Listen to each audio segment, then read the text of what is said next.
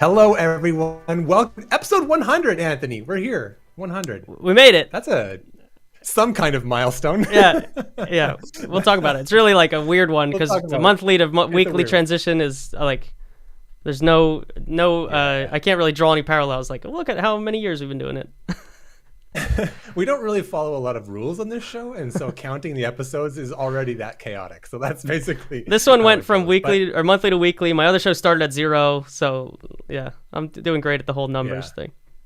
Yeah. We should not get jobs in math, I guess, is the real thing there. But we have a great guest for episode 100. So Christian Davenport from the Washington Post. Thanks for coming back. I missed the last. How many times have you been on? This is my first time actually hosting the show with you, even though you've been on here, because I was always away. So I'm jazzed to hang out with you. Yeah, no, I'm so psyched to be back. The last time I did it, it was with Lauren Grush, so that was super cool. Mm-hmm. Then of The Verge, and now of Bloomberg. So I'm happy to be back here all by myself. Lauren is a well-known, less good alternative to me, so I can understand how much fun that would be. I was going to say, legitimate fan favorite. Yeah, no, she's great. But I have to say, congrats, 100 episodes. That's incredible. So I'm honored to be here. Oh yeah, well, it's great. We're pretty surprised about it too. I would maybe say it's funny. It's like I try and remember back to like some of the like original conversations that we had about this. Like, should we? Because we had our own podcast, and and it was like we should do this show, and it's like, well, what are we gonna do? What are we gonna do together? It's like, I don't know. We'll just like make jokes and drink beer, and that's be the show. And that's basically as much planning as we put into it. And so I'm pretty jazzed that it did anything more than that. Well, yeah. Should we talk about what we're drinking here? Yeah, absolutely. That's a key bit. What do you got? I hadn't made my gin and tonic yet, but I'm in the process of that right now. So okay, I brought all the raw ingredients up to the office, and I forgot to actually make it before we started. So this is the second week in a row I'll be having drink noises happening in the background while other people talk. That's good. I got a whole thing of Tanqueray here. Good. Chris, do you have anything with you there today? I do, and so last time I think I went the non-alcoholic route. And that's where I was headed today. I mean, it's afternoon. It's a little early, but I was like, wait, no, it's the 100th episode, right? Like I gotta show up. So I will say I was pretty close to actually going down and like digging out a bottle of champagne, from like some New Year's party. But then I was like, my wife's going to come home and she's going to see like this bottle of champagne open on the counter and be like, what is going on here? And the kids. So I just poured myself a cocktail, Tito's and tonic. Nice. Cheers. All right. We're kind of on a similar vibe here. Yeah. It's great. Okay. My favorite part about your champagne story is that you didn't have to explain us to your family. You're like, well, there's these two guys that do the show on the internet. So I like picturing that. It's faster if you just watch the show. Let me just put it on for you. Oh man, I got a fun one today. I got so this came in the mail this week, which I'm very excited about it. So this is a new liquor I got. It's Poblano Chili liqueur. Wow. I don't know if you said that. Licor de Chile Poblano from Puebla. So it's like a spicy pepper liqueur kind of thing, and it's like super good. So I made a weird little cocktail. It came with recipes on the back. So this is the liqueur with a little bit of lemon juice or lime juice, sorry, and then topped it up with like grapefruit soda, with like Fresca basically. So did you use those weird limes though? Today. No, these are real limes. No. Okay, what are the other things called? The bitter oranges, sour bitter oranges. So. Yeah. Mm-hmm. Well, cheers, y'all. Spicy cocktail, 100% cocktail. Yeah, cheers. I don't know if we've ever had a 100% cocktail. Have we? I don't know. I don't think so. Classy episode.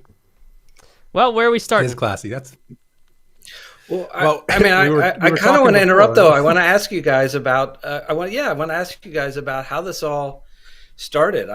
We can talk about the space stuff, but I do want to take a minute and ask you some questions about how this started to come about, and some of your memories. Your sort of highlights for the show. Some of your favorite guests. How did this come That's a about? tough one. A surprise feature in the Washington Post. This is great, Jake. This is exactly the big brief we were looking for. I honestly don't remember anymore. Like, I know exactly how it happened. Oh, do you? Okay, I remember exactly how it happened. Yeah, we used to do. This is some lore. This is our anniversary. Yeah. No, because I don't even know if you remember that this was related, but back in the day, what did we start the show? 2017, something like that. 2017. Yeah. Yeah. So back like first year of us doing our other shows, we would randomly on like Saturdays Skype with all the other space podcasters to just like talk shop. So it was like Brendan Byrne, Interplanetary, I forget, it was the Orbital Mechanics there. They were there for a minute or two. We didn't do this many of them. I think we did. We just like would get on and talk about like dumb shit, like microphones and software do we use, like talking shop, right? And Jake and I had been talking outside of that too, and so that became like a monthly thing. We were talking to each other, and at some point we were like, hey, we like talking to each other on a monthly basis. Why don't we make it content instead of not content like it has been? And then that was purely like, we knew we liked craft beers, and it was like, what if, again, see also last week's episode when I was like, what if it was Dignation for space, plus we like hanging out monthly? And that's exactly, then we were like, yeah, let's try it. It was late in the year. We were like, let's see what happens. And here we are. Okay, that's awesome. I am remembering that now. Yeah. I remember sending you any highlights messages. With guests? Guests. I mean, there's been some zingers, I think, but I don't know. I always like the ones that. So every once in a while, we get guests that just get it. Like, because we send pitches out, and sometimes people are like, what? Because it's like, okay, so we're like two guys and we're like on YouTube, and then we kind of like space, and we don't really have any credentials, but we drink a lot of beer, and then we hang out, and do you want to come hang out with us? And some people are just like really thrown off by that, and some people are immediately like, this is where I'm supposed to be, and they're just like, they're ready to like be a part of it. So those are always the most fun guests. I'm trying to think of like who's like a really good example of Jason that, Davis. Anthony? Like, Jason Davis was one of the earliest guests that we had, and one of the earliest guys who got it. Yes, I think maybe even his first appearance is where JB was coined for Jim. We were trying to make Jim Bridenstine hip with the youngs, and that's where JB came from. I think that might have been his first show that he was on. Might have been, yeah. So, the first show Lauren was on was the only fun. Off-Nominal show I have zero memory of because we got so drunk with her on the show. And yes, we did get drunk. And then we kept drinking after the show, and I don't remember the Lauren show at all. And that was a fantastic episode. I'm sure it was great. Yeah, that was I do remember that one because I had a big, giant, Jake-sized, very strong, like 9-10% beer on that one, and it was. By the end of the show, I was red in the face. I remember that. and it had the fan favorite title, Gary from Lockheed. When we that's right. I was mystified by who Gary from Lockheed in fact is, and now I'm well acquainted, and he's been on the show. That's another fantastic thing is we talked about him several times in the show, and then said we should probably have him on the show, and he was extremely confused as to why he was a character of this fandom. So yeah, that was good. That was an early one. Yeah. So yeah, I guess the moral is we never quite know where the guests are going to take us, and that's always we're just like we do like relationships with people, and it's kind of fun. There was the time that Miriam Kramer was on, and we convinced her to tell SpaceX that was the play place, the McDonald's play place, and then she referenced that in the podcast series she did about Inspiration 4, and we felt like we've achieved peak success by infiltrating important spaces of media. Yeah. That was a good one. Well, it's I think funny. I think my favorite guest is you, though. That's true. Jake's just flattering. I sort of wonder, like, where we'll be 100 episodes from now. Like, what will be going on in space at that time? Because if you look back to 2017, so much has happened. In that time, they were like Falcon Heavy hadn't flown. There was no commercial crew. There was no New Shepard. All this stuff. Artemis wasn't around. And to think, it's probably worth to go back actually. And I'm going to go back and watch some of those earlier shows just for like the time capsule. And I think that's like some of the value of what, of what you guys do, and you put it out there, and there's this sort of digital archive that's there that in a way, it's a newspaper archive, but it's good to have to see what your guests were thinking about and talking about at the time. So anyway, thank you for everything you guys are doing. Wow. Oh, thanks. I appreciate that. That's way too high to thank us for the horse crap we do. Yeah. But it is, no, to your point, it is interesting to know like what we were debating, because even like next week when we talk about what next week's going to be, but like humans to Mars is going to be a potential topic for next week, and it's like that was like the hot story for a while, 5 years ago, and it's like the last time I've heard anyone talking about flying humans to Mars, I don't know, because we've all just been debating Artemis and ISS for the last 3 years. Yeah, stuff changes fast. It's true. I mean, it's just thinking back to that's why we got into this whole thing, is because like in covering space in general, stuff was starting to change, and it felt weird and interesting and different, and we got into it, and here we are, and it has changed and has become weird and has become different. Yeah, that's true. There's no separating the years that we started our 3 shows, right? Like the 2015 to 17 era, when everything started finally happening after being talked about for so long.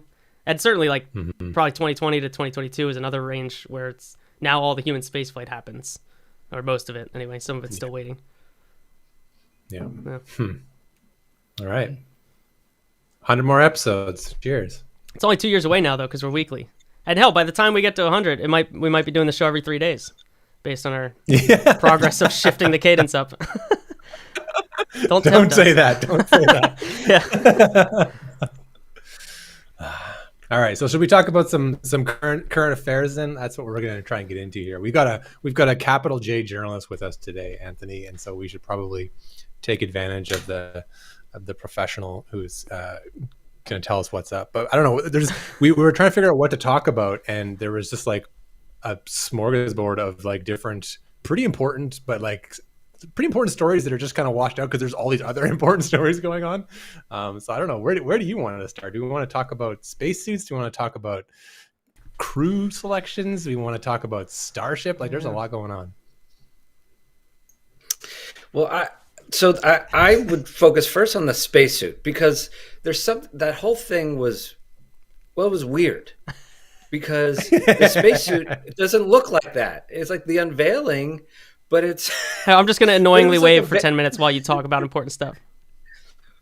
But it was a veiled unveiling. Like, and now everyone thinks, they take a look at the picture and they think the spacesuit is going to be black. And we were talking about this right before we came on. And George Santos, the congressman, like the one thing he wasn't lying about it, because he actually literally thinks it's going to be black. But that's wrong. It's not going to be black. You can't have a black spacesuit on the moon. It's just, because they'll track all the heat and there's no atmosphere and it'll be way too hot. I was explaining to my kids this. I was like, why the baseball players wear the chalk under their eyes, or the charcoal, so that, that keeps the light out of their eyes, and you need white to reflect it. So I don't know. It just was a weird thing for me to put on this sort of fashion show and then have it look nothing like it's actually going to look like. And I got some pushback because I felt like, as I guess a capital J journalist, I had to kind of really point that out. Who are you getting pushback from on this? This was a grade A horse shit rollout. I'll be real. Like, this is terrible. Who's pushing back on this? Like, people that aren't into space but want to be excited about the spacesuit? No, there were people with, I'll say this, people with ties to the company pushed back and said, and I was like, well, our job, we gotta tell people the truth. And the first thing is that this is not what it looks like. And I place it in the context of, look, commercial space has revolutionized everything that's going on in the sector, right? More efficient, bringing costs down, cutting through barriers, cutting red tape. But there's also this level of privacy. And the reason why they showed this black spacesuit as opposed to the real one is that was essentially a cover to, so that they wouldn't reveal their proprietary information, because they are in a competition, right, with other companies or another company on this. And, the privacy issue is a real concern. You have, Blue Origin, for example, had that mishap with New Shepard, We haven't heard very much about it at all. It's sort of becoming increasingly clear that once they are back to flying, they're not going to talk about what happened to any great extent, and they don't have to. I mean, they're a private company, so and it's on my mind because they are in a lot of ways writing the history of what's going on in space right now. These private companies, and are they keeping notes? Are they taking oral histories? Are they writing this stuff down for the record? And that's why actually I do think it's so important that what you guys are doing, at least you guys are doing it, and we'll have that, but I really hope they are internally. So I think it was just illustrative of a bigger issue about what's going on here. Yeah. I think about this all the time, honestly, just like the way that we take, what NASA does for granted in just their government agency, and they kind of legally have to tell us everything that's going on. And so they just, they make stuff and then they publish, and you can go online and download the technical diagrams for the Apollo moon suit, right? Like you can just go and get them, just download them, there's a PDF right on nasa.gov, right? And like that's like a pretty nice benefit, I think, at least as someone who's like trying to like learn stuff about this and share it with others. Like I think that is a benefit that is sometimes undersold as part of NASA, because you're right, commercial stuff has done a lot of great things, and I'm thankful for those things, and it's lovely, but we should recognize what what the cost is for that too, right? Yeah. The Blue Origin one's really interesting because that to me just feels like the wrong way to play the thing that happened with New Shepard, because like their system worked, like the abort motor worked, it got them out of there. It is the one great advantage that they have. A couple advantages. There's the one best advantage that they have over Virgin Galactic. So if they're looking at this purely competitively, they can just point to like, hey, look, in the worst case scenario, everything's fine. We did it. You're safe. You're back here on Earth. Like, you don't have to be too gruesome to say, look what happens when the other guy's engine blows up. But that is the reason that I am so like, I honestly would never get on Spaceship Two. It terrifies me. And I would get on New Shepard tomorrow. And the fact that they're, by like making it this forbidden knowledge, I feel like they're making it scarier than it needs to be, because the reality is they had the abort system there for a reason. And I don't know. To me, it's like being scared to talk about it is making it seem worse than it may be. And maybe it's really bad. I don't know. It might be horrible. But like they got New Shepard back. Yeah. You have to be open, though, especially when it comes to human spaceflight. And sorry if I'm having some internet. I just froze on me there for a second. But like, you have to have public trust. And whether it's SpaceX, and you talk to SpaceX, their anomalies, you could argue that maybe they weren't as transparent with the public as a whole. But if you talk to people at NASA, they felt like SpaceX was incredibly transparent, right? And NASA, the people I talked to, even though they had these setbacks, it's not so much the setback, it's how you react to it and what you do in the moment, and how you say, we're going to fix this. This is what happened, and come inside and help us, and we're going to show you everything. And I'm pretty good authority know that that's how SpaceX handled those incidents with NASA. But if I'm a customer of Blue Origin, I want to know everything about about that issue and what happened and what's going on. And I'm glad the abort motor worked, but I kind of want to know what the issue is, well beyond, space is hard and these things happen. Like, no. We want a real sense of what's going on here. And I thought it was interesting too that the FAA was like, oh no, there's no like proprietary, like they can speak, they can talk about this investigation as much as they want. I mean, we'll see. I think it'll be a learning moment for them for sure. Yeah. Wait, thinking of like the Axiom suit though, do you think that, because I have it's a complete guess theory. I guess I have no data about this, but no sources. But like I kind of wonder, are they actually hiding proprietary like information that they're trying to protect from Collins or whoever, or are they just like not done a lot of that stuff yet, and so they're just kind of covering it up? And because like it's still pretty early. Like I know the landing is supposed to be coming soon, but like they just got this contract. They can't like be near the end of where they've got the suit ready to go, and they're trying out the prototypes. But they can't be at that stage yet. So I wonder if this is more just like, we need to show something because we need to get ahead, and this is what we got. So we'll just say, it's covering up. Proprietary nature right? is that it's mostly that XEMU suit that they wore in that event from like 3 years ago or whatever. Exactly. The one with the weird, all the Super America event, whatever that was. We took all the NASA patents, and then we just painted the suit black, and here we go, right? But I don't know. I wonder about that, and it's an interesting question to me because they're weird. It's weird to me, but it is really fast. That's the one thing that makes me really believe your theory is it's like it's been 10 minutes. Yeah, that's a great. I actually think that there might be something to that. You can just get some Hollywood designer, right, from All Mankind, which, by the way, that's like one of my favorite shows. I think it's incredible. But yeah, you have some designer throw together a costume and claim it's proprietary information. And if I'm being really cynical here, try to stay positive and optimistic. But if I'm going to look at this skeptically, why now?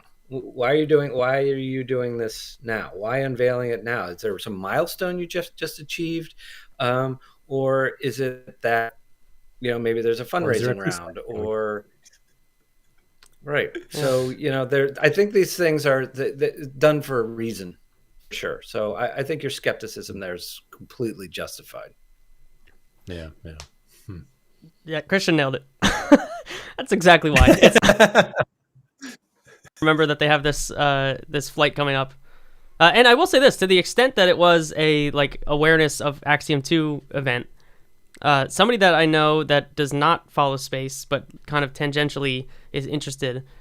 I was talking to him the other day, and he was like, "Yeah, who was that? It was like Peggy, and who was the other astronaut guy? Like he seemed like why was he there?" And I was like, "Oh, that was like the guy paying to go next." And he's like, "Oh, I thought he was like an astronaut." So I just appreciated the insight that it was like, "Oh, this is a sham? Like that guy was paying a bunch of money to be there?" And it's like, yeah, that's what happened. So. Oh, I thought it was like an astronaut, not that was the exact term. That's an exact quote. Astronaut. Yeah. So just to inject that into the debate of private astronaut or real astronaut or whatever, astronaut. So, that's good. Okay. I think the Washington Post should adopt that, right? Because it's but then the style guide, civilian astronaut, astronaut, ass. It's like an ass cam. The first one has to be italicized to get it. That's the style guide. I have to include that. Astronaut. Right. Amazing. So dear. Good. I didn't watch. Did anyone watch the George Santos review of the spacesuit? No, it just happened, right? Is it have any good insights, or was he just pumped that it was black? Well, he liked the orange. I think the orange too. Let's be real. That's good looking. He liked the orange that popped. He was he was wondering why they would choose black because apparently in his mind they're going to the far side of the moon where it's like all dark. He's like, no one's going to be able to see him. It's easier to fake on the soundstage if you don't need to have any lighting. That's right. The whole thing was a little bit bizarre. That's amazing. My favorite thing would be if the designer from For All Mankind forgot to take off like the gun holsters, and then people realized like, why does it have gun holsters? That would be the best. It would create like the best sub drama of all time. Right. Well, in case we see any Soviet Union like cosmonauts up on the moon, that's why you need those. You never know. Rogozin's could be making his way out there. You never know what's going to happen. Right. Senator Administrator Bill Nelson specifically requested those holsters to deal with the Chinese problem. So. it was an idea from Robert Bigelow. Sent that tip in. Yeah. Do you remember the Bigelow illustrations? I'm never going to let those die. Those are the best things of all time. I'll take those out again. Was that from a congressional hearing? I can't remember now. Is that when he was showing that? I don't remember if it was. It might have been. It might have been. Yeah. It was like cartoons about how there would be like toll booths that China set up on the moon that we'd have to pay when Starship lands there or something. It's pretty incredible. Did he do the congressional thing with like the easel behind him? Like, I hope here, so. And like the things they printed at Kinko's like an hour before. Okay, and here's one more diagram. That's the best. I love that. I haven't watched a lot of like the congressional hearing stuff in a while. I feel like that was really a hot thing to do in 2018. Like there was a lot of those space related ones that were interesting, and then they kind of stopped, or they're just completely uninteresting now. Yeah. So Well, different president, it's true. It's true. Yeah. Boy, that's a rabbit hole. That's a rabbit hole. Onward, Relativity. Anyone watch this? Beautiful looking launch. Yes. Gorgeous. I'm in love with methane plumes now. I'm on That's board. your thing? It's a jam? I'm on the hype train with methane plumes. Yeah. Holy moly, were they Let's nice see. looking. You made Chris disappear though. Oh, I did? Oh, gone. I put the wrong one. I hit the wrong button. Here he is. He's back. Yeah, I mean, I'm not as pretty as the Methalox for sure. I can make us all disappear for the blue. Here. Jake, you're at pumped that. about the color or the look, or what is your deal? Yeah, sure. Yep, you're just here for it. Yeah, like it all. It was good. Beautiful looking launch. Wish it lasted a little longer. I was gonna say, no, you wish it lasted shorter because you would have won that bet. We did some predictions, and you that's guessed true. Yeah, we our had over yeah, under yes. Max Q. You bet under Max Q, and I bet over Max Yeah. Q. So Yeah, that's you good. won that one. They did the best of You're any. up two now, I think. Yeah, I think that's true. But they did the best of any debut. They made it the farthest in of any debut rocket in recent history. Right? Thinking. Definitely made it farther Rocket than Labs Firefly. was- Made it was farther pretty- than ABL. Oh, Rocket Lab was. How far did they make it? They made it really far, right? And then didn't they have to? I thought they had to send the command to Yep. destroy it. But I think their second stage started, right? I don't. I gotta remember. I Maybe, gotta look but that up. they got pretty far, and didn't they go on the second launch? They did. Yeah, they made it all the way. Yeah. So predictions on the second launch for Relativity then? Well, it's interesting that you said for Relativity, and not for Terran 1. Oh yeah, you've got a prediction on this, don't you? Well, I thought that they would only do like a few launches of these, and by saying I thought, I've heard from many places that they would only do like 3 launches of Terran 1. And then people have been pointing out that in their statements, none of them are like, looking forward to the next Terran 1. It'll be in 2 weeks. And that most of the statements have immediately pivoted to the Eon R engine, and we're looking forward to the future. And I've always been annoyed that they are like sunk cost fallacying their way into flying Terran 1 if they really don't believe that this is the market future and they want to be on Terran R. I've always continued to be like, why are they flying Terran 1 even once or twice? And then they come out to the pad with this thing that's not even a fairing. It's just a nose cone. So, and then the only named payload they have on the third flight of Terran 1 is like 3 NASA CubeSats. Or I shouldn't even say that. I should say 3 CubeSats via NASA. I don't know. It might be the next vehicle. How's this landed for you, Christian? I think his internet froze, or he's completely gobsmacked by this Terran R trutherism. But sorry about that. I kind of wonder though. You gotta get that second stage going. They were so close. I don't know. I mean, what would the delay be? If they went If they just right to bailed on Terran this? R. Yeah. Isn't that the whole like selling point of Relativity though? Is that the delay wouldn't be that bar? Like you can pivot your design really quickly because you just like open up a file and change some numbers and then hit print. Like that's supposed to be the benefit here, right? Like that's why the printer settings has the scale feature on it. I can do 200%. Yeah. But it's, They I went mean, to the bottom of the screen where it says 1x and they change it to 3x and they hit print. That's what they do. that's the theory, This is my I guess. understanding of 3D Yeah. printing. Please send me an email if I need to learn more about 3D printing. Please don't. We're gonna get so much email, and I'm the only one that gets it right now. Until I fix the email server, please do not send us any email about 3D printing. Send me an email at anthony@offnominal.com and then I don't know. What's the realistic time delay? Well, so let's see. I forget. They have to do a whole new building for Terran R, right? Like they've got a whole new Long Beach place for Terran R that they're going to set up shop. So yeah. I think they even talked about this on one of the webcasts. They were saying how someone that was interviewed was like, I'm outfitting the next factory. So if that's a key component, that's like a long time. That's kind of a bummer though, if you get down to it, where it's just like, yeah, we have this great 3D printer that we can tweak and change the design without getting any new tooling. And you're like, cool. Well, how's the new rocket coming? Like, oh, we need to build a whole new factory and a whole new thing with it. It's like, oh, that didn't pan out, did it? Yeah, but it's not. I think everybody hears the 3D printing thing and they think Relativity's printing a monolith. Like they hit go and it makes the whole rocket. But it's like they're printing the components that then get bolted together and tested separately and put in this spot and installed there. So back to our root theory that I don't think we've tested on Christian. Is Relativity a launch services company that happens to print rockets, or are they a printing company that happens to launch rockets? That's the key thing. I think now they're a rocket company. I think down the road they become a manufacturing company. That's I mean, I think that's the long-term vision. And Tim you asked him, are you a manufacturing company? And I think like a couple of years ago he sort of poo-pooed that and said, no, we're a rocket company. But now he seems more open to talk about the manufacturing side. But and I would say not only are they a rocket company, but they're a very impressive one. I mean, going through those the ones where they didn't fly and just recycling, and we're going to go again, and we're going to take it all the way up to the last minute of the launch and like just go. And they got hit twice by wayward boats.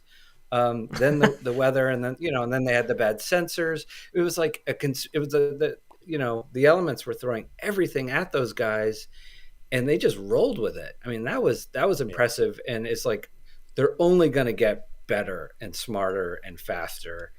It's like, remember like the early launches of the Falcon 9 Block 5, and there'd be scrub after scrub after scrub, and then they just figure it out. And now they go. So you only think like, man, these guys are, that was pretty impressive. Not just the launch, but just watching them work every single problem that was thrown at them and just dealing with it. That was pretty cool to watch. Yeah, the quick recycles were totally like, I was shocked by the way that was flowing. Yeah, I was ready to close the app and like go do something else, cook dinner, and I was like, oh wait, I got to keep it open. Okay, cool.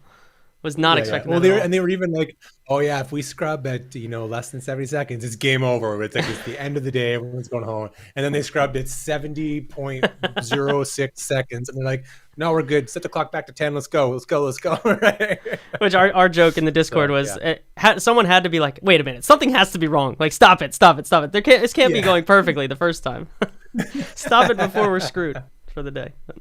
To your point, Chris, they are so their website, main navigation, home, team, rockets, factory, infrastructure, careers, news, store.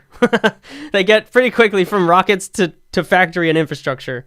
There's not a lot of room between those. So, and again, like I feel like I just should be clear. I'm not criticizing them if they are a manufacturing company that happens to launch rockets. I think that is the prudent decision. See also the other two major launch companies that are barely launch companies by revenue. Like SpaceX probably doing better by revenue. All other rocket companies. Yeah, like Starlink is going to dwarf launch services eventually if it's not already. Rocket Lab makes most of their money from space services. So if you're Relativity, you should be thinking like, where are we going to make our money while we launch rockets? So it's the right decision. Like, I just want them to put it on Front Street. Although maybe they don't want to put it on Front Street because they're working on cool stuff behind closed doors that they don't want to talk about, which may be the case. Mm-hmm. Or they're building the factory. Yeah. My sense is, though, that they are a space company, and that if they want to be a manufacturing company, they really do want to be a space manufacturing company. Like, printing on stations, printing on the moon. And, Tim's whole thing, it's like, he's very much in the Elon, let's go to Mars camp. But I think if you're an investor, you see the whole, the rockets, but you also see the larger potential. But that's my sense of it anyway. Such a perfect SpaceX analogy because the SpaceX money is the same. Elon's like, we're going to go to Mars. And they're like, well, okay, but tell us more about Starlink and here's some money for that. Yeah, I mean, and pivoting to Terran R, if that happens now or if it happens in 3 launches, is objectively the right move, right? They want to go to an area that is puts them in the realm of like, let's make a reusable upper stage, though I don't feel like that's the first upper stage we'll see on Terran R. I feel like there might be a Terran R Terran non-R at first, like Terran half R. I don't know what the name. They're gonna have to figure this naming situation out. Like an interim upper stage, maybe. Yeah. Call us, Relativity. Call us if you need any branding assistance on this front. But it's the right move. They're going to hit IUS worked perfectly on the first launch. I just wanted to I think it's got some life in it. There might be a couple more IUSs in it. There might be a couple more. But yeah, we've totally derailed from Christian saying, what's the timeline here if they do move to Terran R? So let's just look at like the landscape of Neutron and Terran R and do a little head-to-head on how we feel about timing. Ooh. That's interesting. Because that's the race. That I don't know. Falcon 9's doing its thing. Yeah. Starship might eventually, but the real race is who comes next. So I saw, and I'm like, Neutron's going to be, in my backyard at Wallops on the eastern shore of Virginia. And you got a giant backyard. That is so far away. You have a huge backyard. Post pays well after the Bezos acquisition. It's we're owned by Uncle Jeff, so things are good. It's enormous. But I can see launches from Wallops from my back deck. So I'm particularly psyched for Neutron. And I was out there.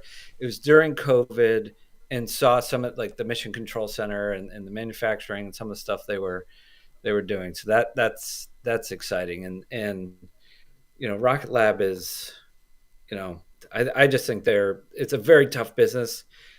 They're for real. They've obviously, shown that, you guys mentioned earlier, not everybody is doing it, but they are. And, we'll see. Relativity has their own sort of secret sauce that, if you're placing bets, you'd like to think that they'll probably be one of the ones to make it. But, what Peter Beck has done at Rocket Lab it's unbelievable.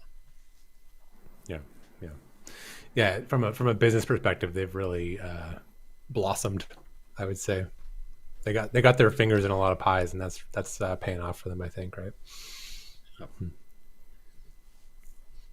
Well, we all feel good about. I don't know. I'm trying to methane. Who's all good? Who's gonna win? Who's gonna win? Okay. Well, do you want to do a prediction? You want to say like which rocket's gonna come first? Is that what we're getting at? Let's do it. Yeah, I love it. I'm gonna say it's Rocket Lab. I'm actually really conflicted. I'm more conflicted about this than I thought I would be when I asked the question, because they're both so. We don't know how far Relativity is on Terran R, right? Like that's the real thing. Is it true, Jake, that they can load the new file in and they're ready to roll on this new thing? Neutron, it is like new tank hardware. They built this new tent out there, so there's clearly a like tooling investment that is being made there. The upper stage is doing that thing where it's hanging. So there's enough new kind of stuff going on there where I feel like the initial Terran R could be like not at all what real Terran R looks like, but still be called Terran R, and I feel like that'll make it first. And I can put it that. further, Relativity is way more secure funding wise. Counterpoint, we're already seeing the Neutron design return Realism. back to reality from it's It's we've got this weird alligator hung stage with and it's just like it's gonna be a cylinder with a second. That's true. It's regular fairings. We're doing regular fairings. Yeah. So I wonder if that shows you maturity in the design process already, where they're making those decisions like this isn't real. We need to get real about this, right? So I don't know. I feel like you have one. I hear your point. There's a lot new going on into it, but I don't know. You got to go with a company that's been to orbit and has made it, right? Mm-hmm. I mean, maybe that's just sort of a simplistic thing, but like, orbit is hard. It's just so hard to do it, and it was really impressive. What they did with Terran 1, and feels like they were so close. But Rocket Lab has been repeatable success. They know what it takes. So I guess just for that reason, that's kind of where I gotta go. That's probably the right call, especially because Rocket Lab is a show 'em, don't tell 'em company. Like they'll tell you stuff months after they did it. You'll be shocked how long after they did a thing that they'll tell you about the thing they just did. And not that Relativity is like an overhyped company in the way that there are many in space. Like I think Relativity is hyped for sure, but more appropriately hyped than most. So they could be way farther down Neutron's development and build out than we expect. You know? Yeah. Rocket Lab's almost like the right level of openness compared to Blue Origin, where Blue Origin will never tell you anything or never show you anything, and Rocket Lab is like confidently doing stuff and eventually telling you about it rather than doing stuff and not telling you about it. So I appreciate that. Yeah. And SpaceX has outsourced their telling to a third party for free. Maybe. I mean, Chris G might be in charge of it now, so that's good. That's true. Yeah. They're acquiring NASA spaceflight, kind of. Yeah, we're totally available. We totally be bought, by the way. 100's good. We made it to 100. Christian thanked us for our service, and we're ready to cash out. So if SpaceX wants some happy hour live streams, we're here. Yeah, we're ready to sell our 3D printing tech now. That's good. We're ready to go. It's sitting right here. I've got a printer right out of frame here. Yeah. What else? What else we got? Anything else cooking around? Man, do you want to talk about Virgin Orbit coming back from the dead? Kind of, maybe. I don't know. Where are you at on Virgin Orbit, Christian? It's a tough one. I don't know. Early on, I had really was interested in the whole air launch concept, and clearly the Pentagon was for that. And General Jay Raymond of Space Force was, every time they had a test or a flight, he was tweeting it. They were watching it. I've had some, even before the funding issues, I had some conversations with industry people who were sort of less bullish on the whole concept of air launch. And the way it was described to me, and I'm just sort of relaying what this person said. I don't know a whole lot, but that actually the 747 as a first stage, if you're not, commercial airline, if you're not flying it every day, it's actually quite expensive. If you're only flying it, once a month or something, it's a lot to maintain. So there's that. And two is, you want to be going vertical, and to go sort of horizontal to vertical is a difficult, weird thing. You eventually have to go horizontal, but not right off the bat. Right. So I don't know. What I think ultimately is going to happen with a lot of these companies is the Pentagon's going to have to pick some, and you just sort of wonder that the Pentagon is going to want this capability and the industrial base, and particularly with this, the phase 3 with the contracts and who gets those and who gets a lifeline from the Pentagon as a sort of base of business. I know we all like to think like, oh, commercial companies, they're going to make it, but it still seems like the government plays a huge role, and I think it's who can position themselves not just to get to orbit successfully, but can, from government relations and lobbying and just connections in Washington, make those with the Pentagon. That to me will sort of that, and we're already seeing like a separation. We're seeing people, fall out of the market. But I think it's going to be, that may be a sort of key role for everything. That's a funny thing too with Virgin Orbit, because I always felt like, and I'm probably on the list of people that would have tried to talk you out of air launch as a concept from a technical perspective. But I think from a business and sales perspective, like they had a niche that they could crush, but they just never were quite able to turn the corner on selling it outside of it being a talking point of like responsive launch from anywhere. They had a huge market with the responsive launch thing here in the US from the Department of Defense, but I thought they had a launch market like the UK launch that they were doing there, where they can say, do you want domestic launch capability? Because that always sounds good to politicians no matter where you are. And that felt like a huge opportunity, but they just weren't able to close enough deals. They got a lot of like memorandum of understanding type stuff where it's like, yeah, we'd love to do this eventually. But it just seemed like a niche that they weren't able to take advantage of. And maybe that's because they were expensive for the relative performance they could get. They were in the teens millions per launch. That's I'm doing great at English right now. Teens millions is where they were sitting at. Yeah, but they were less performant than some of these newer launch companies coming online, like ABL, Firefly, Relativity, all that, for the same price. So they kind of squeezed themselves there. Yeah, yeah. Do you think this like this new investment that's coming from this guy is really just like a bet on landing that NSSL-3, whatever the other lane is, where I don't know what is this? Because like maybe there's a new idea coming with along with this money too, for all I know. But it's an interesting thing. Mm, Like what is the play here, right? $200 million, not nothing. yeah, I don't know. Anthony's not excited about this. I know. I'm not. I think it's. I tried to dig up info on this guy. I have no idea who it is, and I only am. I feel better about myself when I saw Michael Sheets writing that like no one can find any info on this guy or what he's done before. I just feel like it's a great way to spend 200 million if that's what he's into. But I have a whole list of other ways we could spend it if he wants to chat about options. Because this, I just don't think this is going to pan out. Because what does it get him? It gets him a year of runway, and I'm not sure that like there is enough that could develop from here to a year from now that would save Virgin Orbit's prospects long term. NSSL-3? Great. I don't know. Killed the show. Great. But that's a year. I guess that's a year away. But it's a year away to be promised that you might get missions in the future. It's not. You're not getting a bunch of money up with that up front with that the Nissel 3 thing. Yeah, yeah. Well, maybe the reason you don't know this guy is because he's like secretly in with the DoD. He knows what he's doing. I'm just saying. Could be. It's funny to see like where we are now versus a year ago, though, or 2 years ago, when there was so much money flooding into the market. Tim Ellis, great idea. Brilliant guy, brilliant technology with the 3D printing.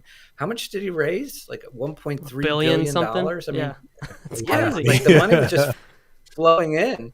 And here you have a company that's been to orbit, has some cachet, the Virgin brand, rich, and it's like really struggling. That just sort of shows you the dire straits the entire space industry is in right now as a result of the higher interest rates and investment money drying up. And I also think like I don't spend too much time talking to investors, but I think they're getting smarter about this is the cool new thing, and Elon's doing it, and Jeff is doing it, and Richard Branson, and we want to get in on this.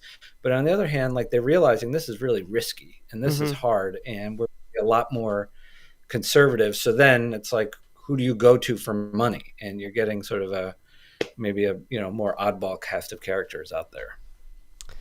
That's a good way to phrase it. Yeah. I mean, because that's like everyone was falling for we'll be doing weekly launches next year thing, right? And launch is going to be a $30 trillion business in 10 years. And it's like, man, if you can't look around the industry and know, like, Jake, we should have cashed in on doing diligence for all these investors over the last couple of years to like just say, no, none of this is happening. Like, we could have done great if we had a better business mind here, apparently. We were having that conversation pre-COVID, like we probably don't need to put any more money into rockets. Like, I don't know. I'm not feeling that right now. Someone's got to figure out what to do in space now that we can get there. Like that's what we got. That's what we got to work on. Well, and it was all based on how much we could fly if like a market magically appeared that would be able to support weekly launches from everybody. Yeah. So that's the real crux of being able to fundraise against it, or going to SPAC and having that in your investor decks. Even Rocket Lab had that for a little bit, and I was like, what the hell's going on here? Like, this just feels so shady to have that in your decks. Yeah. Well, that's the game, I guess. That's why I don't run a multi-billion-dollar launch company, Christian. This is it right here. Well, to your point, like this, did you guys catch any of the Spacecom or I guess it was Space Mobility and General Purdy's talk down in Orlando? I mean, it was fascinating because it was this whole thing about like through space technology. And I was talking to someone, I'm like, well, what do you mean through space? And their whole point was, well, we talk so much about getting to space, right? The rockets, but what do you do, as you were saying, once you're there and having the mobility to move around and go where you want to go? And, they're thinking at the Pentagon about that from, obviously a national security standpoint where, your spacecraft is in orbit, it's going to go around on a fixed point and the bad guys know where it's going to be. And you want the ability to maneuver and to change orbits and dodge and weave and all that kind of stuff. But I thought that was really interesting. And it's like, what else can you do once you're in space? And that whole thing about maneuvering without regret. And he gave this, talk about, imagine you had like a tank or a fighter jet, and you could fuel it once, and that's it. And you have to decide how you want to use it. And he's like, that's what we do in space, right? You fuel up the spacecraft or the satellite, and that's it for the rest of its life. And he's like, that's crazy. We need to get away from that paradigm. So I don't know. As a concept, I thought that was really interesting, because it just changed the way I was thinking about space, because I was very much in the getting to space paradigm, maybe stuck there. And it's interesting to think about the next step. What's even interesting about that is that, like, it is both true in that, okay, let's think past rockets and look at the business there, and it's also not thinking hard enough, because it's just the next step of getting somewhere, right? So, like, okay, you get to orbit, and then how do you get around in orbit? Okay, great, let's solve that problem. But then you solve that, and it's like, okay, now you can go anywhere. What are you going to do? Like, what is the point of being up here in the first place, right? Like, you still need at the end of the line, it needs to be a space application, like something that produces value that that you can't do on the ground. And there's obviously some use cases for that, but I don't know if we have not solved that to a degree that necessitates all of the rockets we're inventing. I guess is the real thing that we're getting at here. That is something I feel like won't go away, though, because there was, for a hot minute in the run-up to the announcement of what the National Security Space Launch Program Phase 3, I wish there was a quicker way to say that, there was talk of, like, will this allow companies like Spaceflight in, who do last mile transport, or the kind of like orbital transfer vehicle market, and that was cut out of what eventually came as the draft RFP, that you only can apply if you're a launch company, like from ground to orbit. And so maybe that part got pulled out, and they're going to do another strategy for what do we do with these companies that can move things around in space. But that is, and it probably comes back to like them trying to certify a company like Spaceflight. Like, they might buy a launch on an ISRO vehicle or a European vehicle, like a Vega or something, and then get you to orbit. And that wouldn't fly with the rest of the regulations. But I feel like there is something there that will come about in the next few years of taking advantage of those things. But you're right, Christian. Maybe it's less last mile delivery and more like the mission extension vehicle kind of thing. Like, go grab, the KH-11 that's in this orbit and take it over to the new useful one, since we got a better one in that orbit. So. We have a new enemy now. We got to move the satellite. Yeah. I would love if that's like someone in the Pentagon thinks that, like, well, what are we doing with all the satellites over Afghanistan? Like, are they still there? Yeah. Sometimes, yeah. Like, they're still there occasionally. Yeah, that's totally a conversation that happened like 10 minutes from where Christian lives. Afghanistan fleet, Wow, that's terrifying that's the thing. Anyway, so Jake and I are selling out to be consultants. So next week's show is canceled. We're being consultants both to VCs and the Pentagon. Yeah. Off-Nominal Consulting LLC. Hit us up. I'm gonna form that, Jake. Honestly, I might do that. Hit me up if you would hire us for that. Hit me up, because I feel like we could do it. Jake's a Canadian that lives in Mexico. Hit us up. We read a lot of space news. We can be of use to you. I honestly, I think you guys should do it. I think there's a huge need for it to sort of separate, people who actually know what's going on. Would you like to be our Beltway salesperson? I just think, like, I had friends, a friend in particular who left journalism and would go do that working for like a hedge fund. I was like, what do you know? And it's like, it's just figuring stuff out and knowing like actually kind of what's going on. And you guys totally do. I say you go for it. I love that the show started with Christian congratulating us on 100 episodes and ended with him telling us to quit. That's my favorite. 100 was enough, was his message. Great. You guys should be proud of what you accomplished.